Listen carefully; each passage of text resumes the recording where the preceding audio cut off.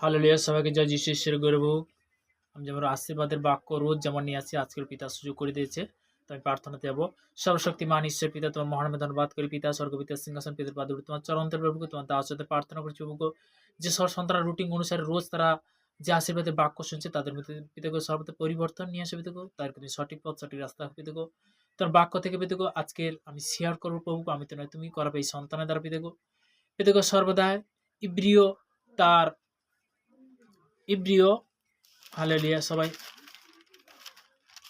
ইব্রিয় 13 অধ্যায় তার 5 পদে প্রভু তোমার বচন বলছো, তোমাদের চাওয়ার ব্যবহার ধন্য শক্তিবিহীন হোক, তোমাদের যাহা আছে তাহাতে সন্তুষ্ট থাকো, কারণ তিনি বলিয়াছেন, আমি কোনো ক্রমে তোমাদেরকে ছাড়িব না ও কোনো ক্রমে তোমাদেরকে ত্যাগ করিব না। হালেলুয়া।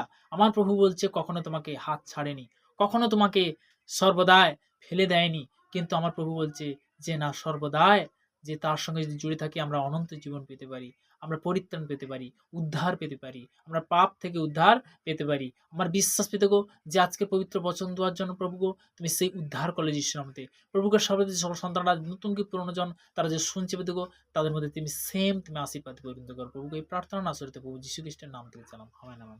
সবাইকে জয় যীশু।